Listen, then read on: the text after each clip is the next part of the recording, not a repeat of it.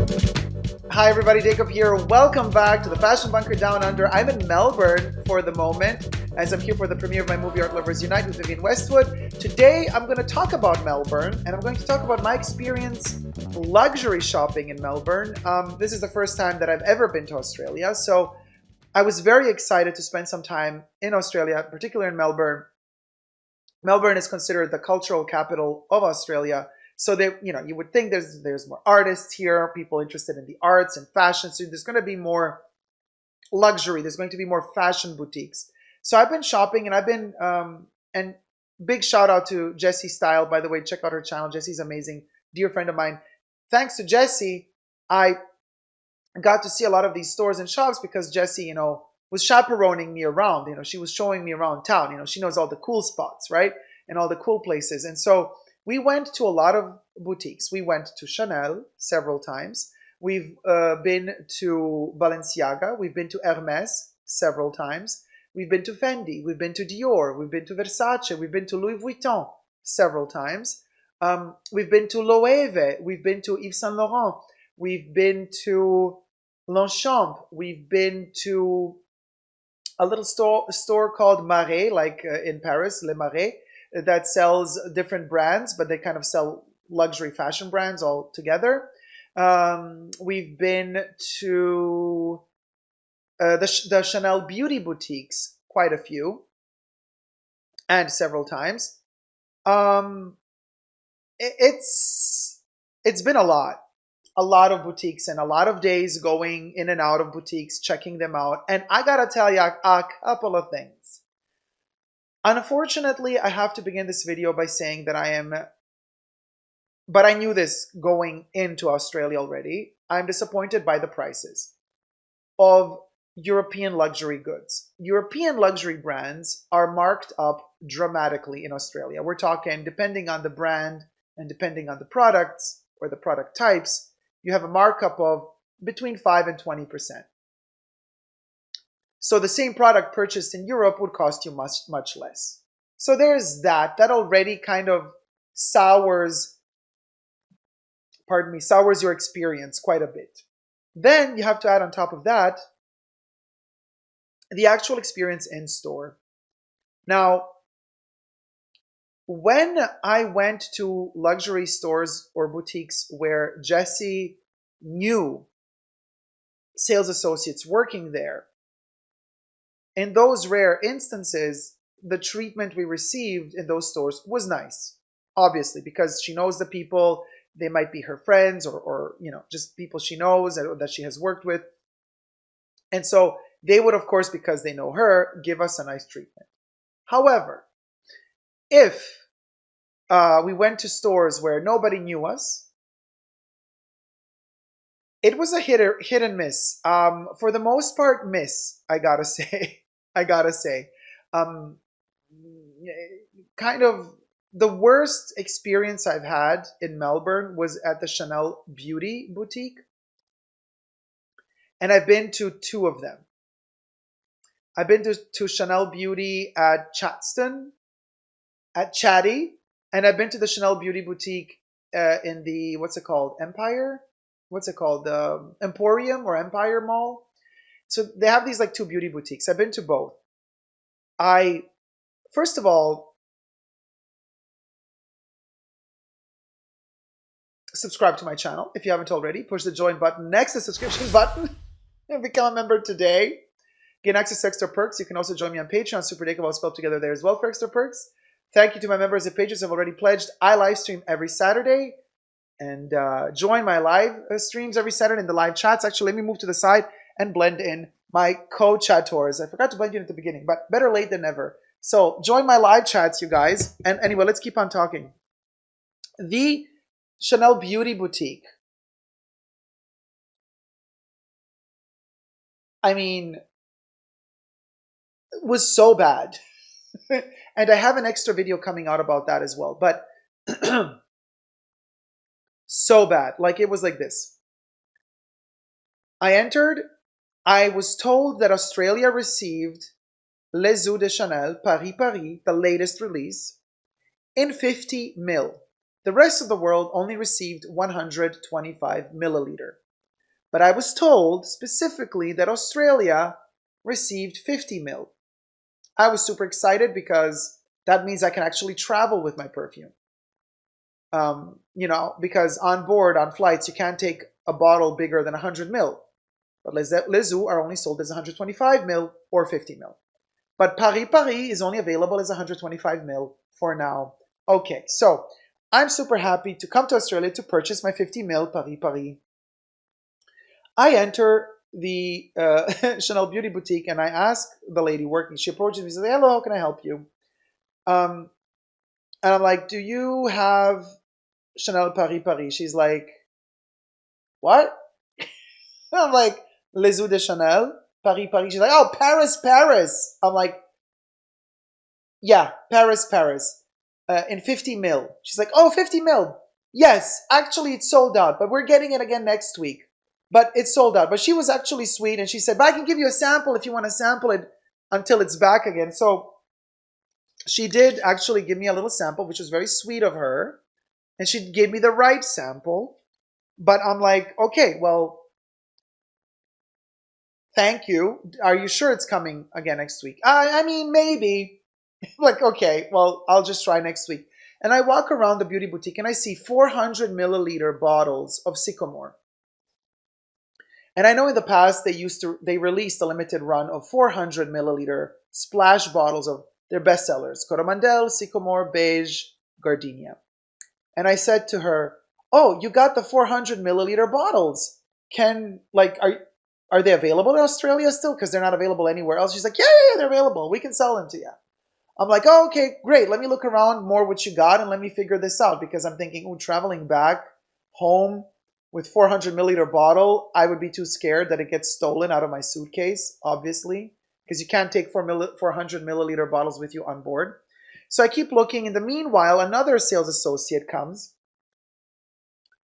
I guess they're kind of fighting for their clients to get the commission. And all of a sudden, another sales associate talks to me and I'm like, "Oh, who are you?" I'm like, "Okay, hi." I'm like, "I have another question. I've heard that Sycamore is coming out as a pure perfume in September. I've seen the 50 mil bottle, but I'm wondering if you're going to also have the 15 mil. She's like, No, I have to talk to my manager. I don't know. Let me ask my manager. The manager then is brought in.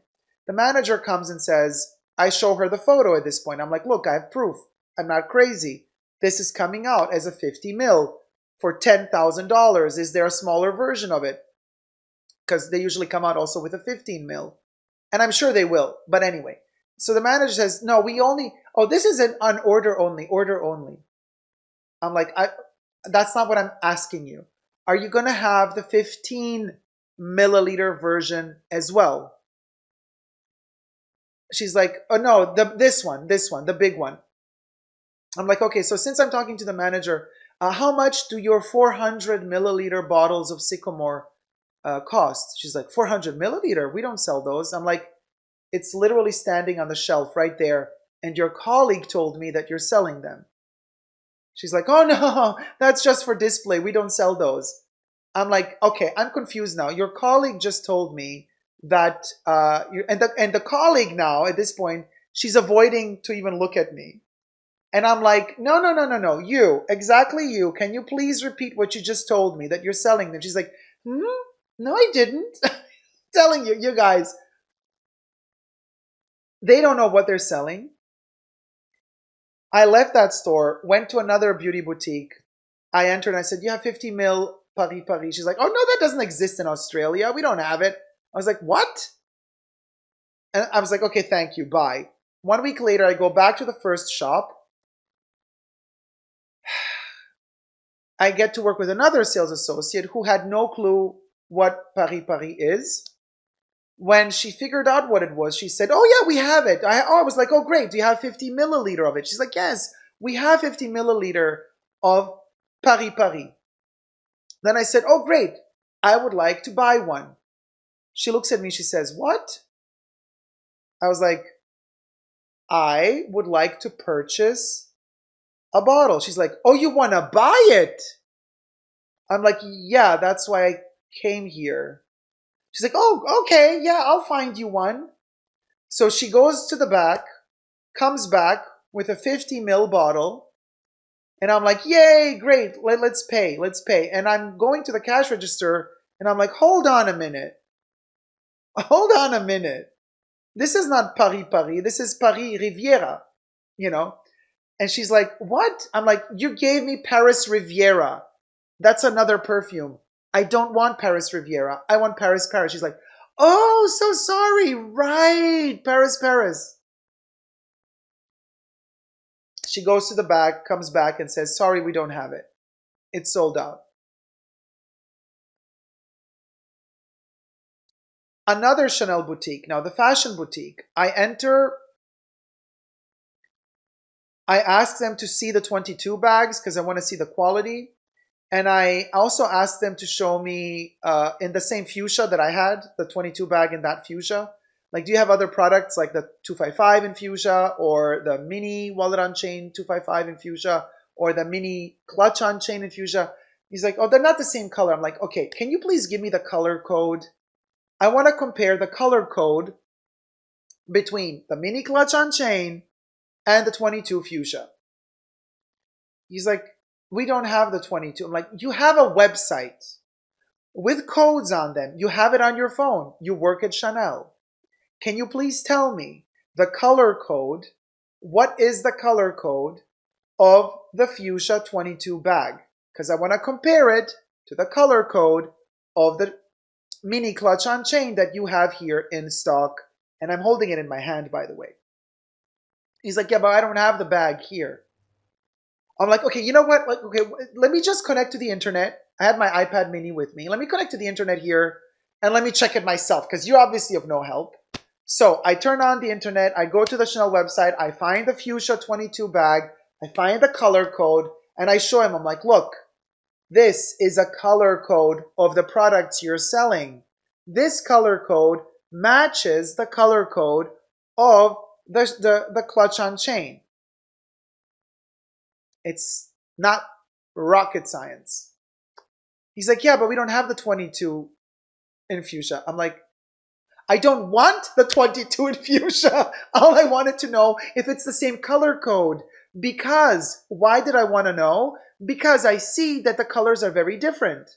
The fuchsia on the mini clutch on chain in caviar is a completely different, darker fuchsia than the fuchsia on my 22 bag used to be. And I just wanted to make sure that Chanel actually says that it's the same color code. And in fact, they say it's the same color code, even though the colors are very different. The hue is very different on caviar as opposed to calfskin. Then I said, can I see the 255 mini in this fuchsia, same color code? He's like, oh yeah, we have it here. I was like, yeah, I know it, yeah. So we see it. The bag is in terrible condition. It's peeling. And I said, ooh, do you see that the paint is peeling? Even the Chanel logo is peeling off. Like, I mean, it's insane. He's like, oh yeah, that happens sometimes. Excuse me? Yeah, you know, well, the 255 is always made in lambskin. It's a delicate leather. The 255 is made in lambskin? I'm like, honey, you work for Chanel. The 255 is not made in lambskin. There are iterations of it in a blue moon, once in a blue moon, that might be made of lambskin. It's de-stressed calfskin, my dear. He's like, de-stressed calfskin? I'm like, we're done here. Thank you very much for your help. Goodbye. I can't. It's insane. Jesse then tells me that this is a situation that happens a lot here, that basically workers aren't paid properly, are not happy where they are, and they leave very often. So there's a big, quick turnover of new sales associates coming in, and they're just not taught. They're not trained well, you know? And so so I experienced most of these newbies who have just started working in these shops and they have no clue what they're talking about, and then they leave. Now, this is really bad, but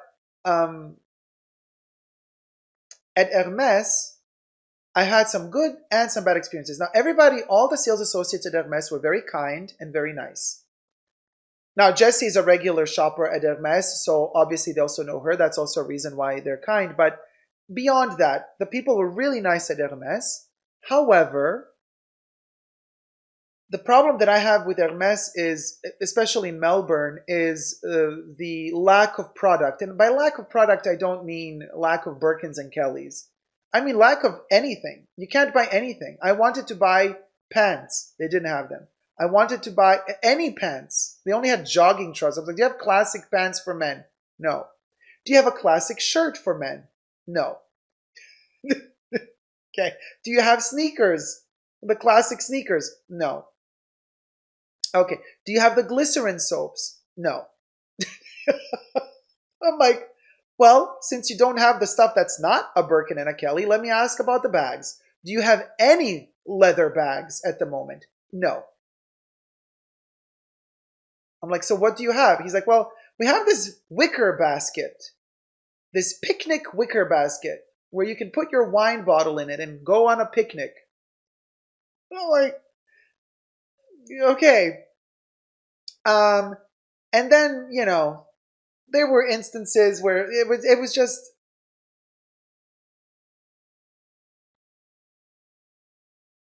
and also Yves Saint Laurent.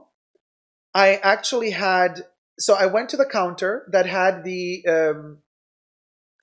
vestiaire collection, the niche collection of Yves Saint Laurent, right?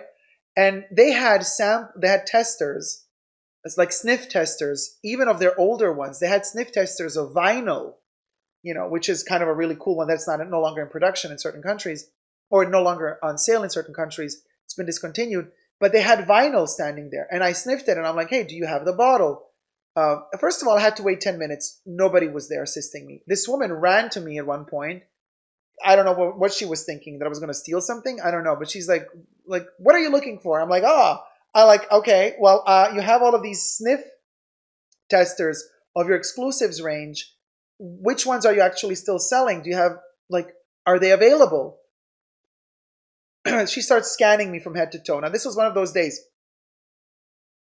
I mean, I have a Chanel bag on me, but I have my Uniqlo green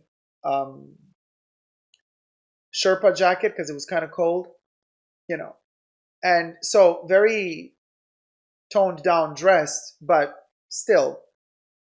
I think she thought, oh, there's no money to be made here.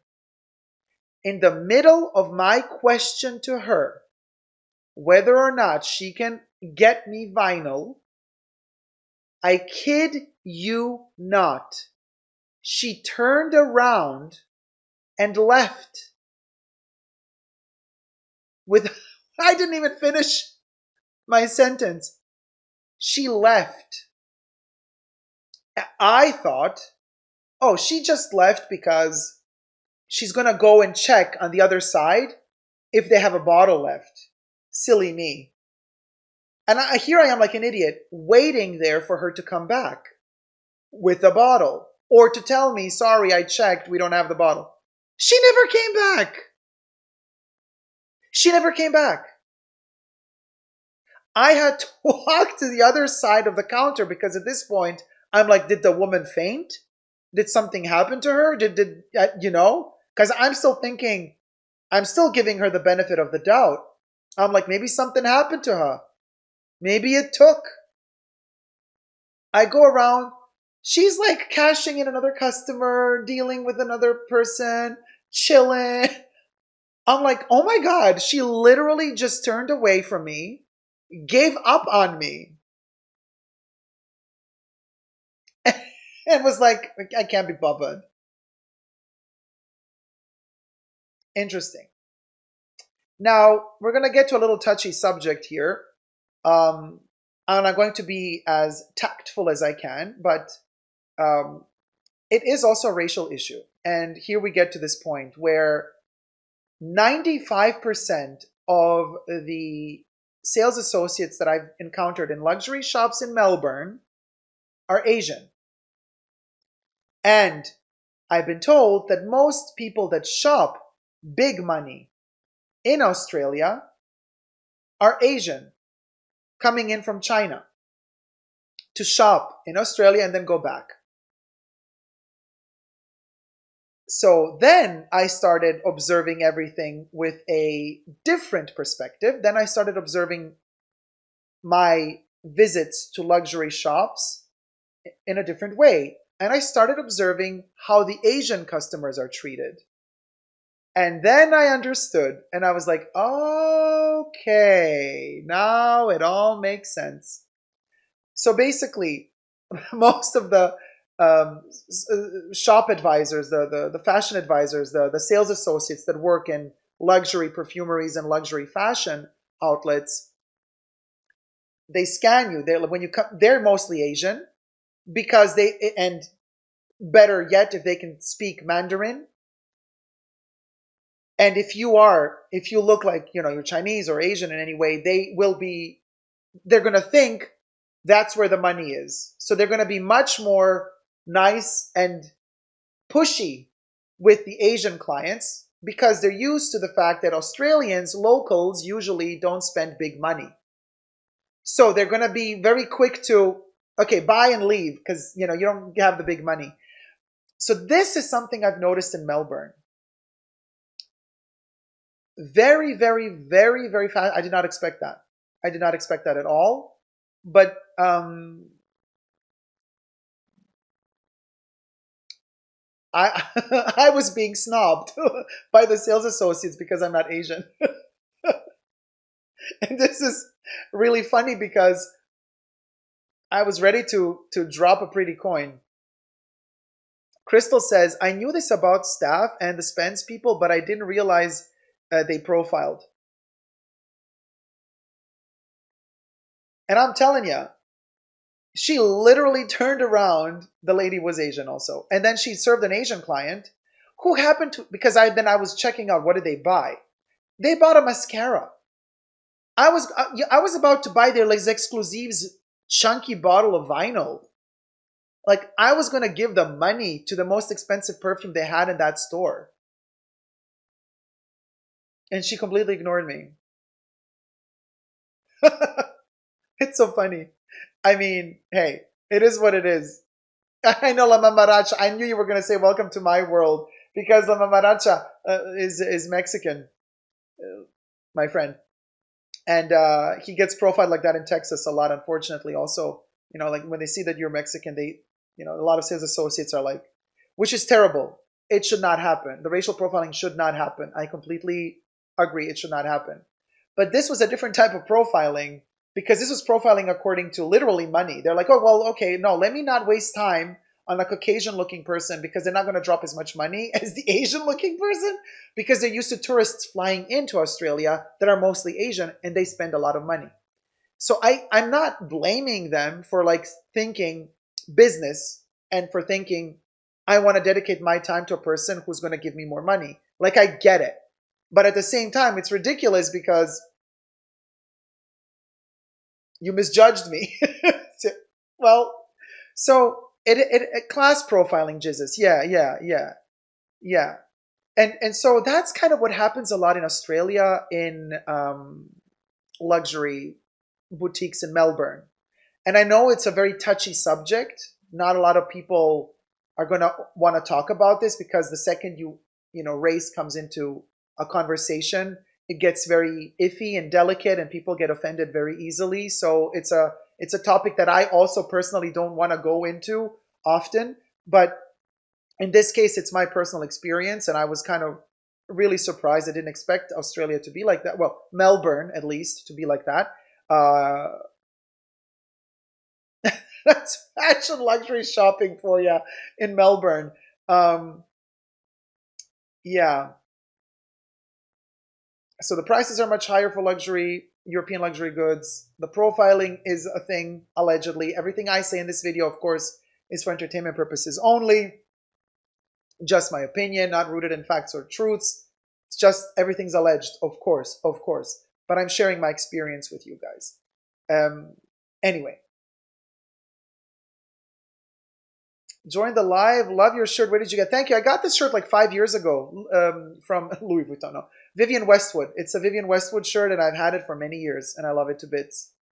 So you guys, that's what I had to tell you in this particular conversation. Let me know your thoughts in the comment section down below. Let's start a conversation about this topic, because obviously this profiling is not okay, whether it be racial or classicist profiling, but it does happen.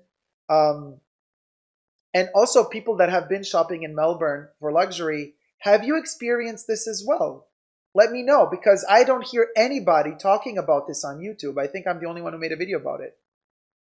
Maybe I'm completely disconnected with reality and this is not happening. And I just was unlucky for like 10 times I went to different luxury boutiques. Maybe I was just the unlucky one. I don't know. Let me know your thoughts in the comment section down below. And until next time, never give up on love. Subscribe.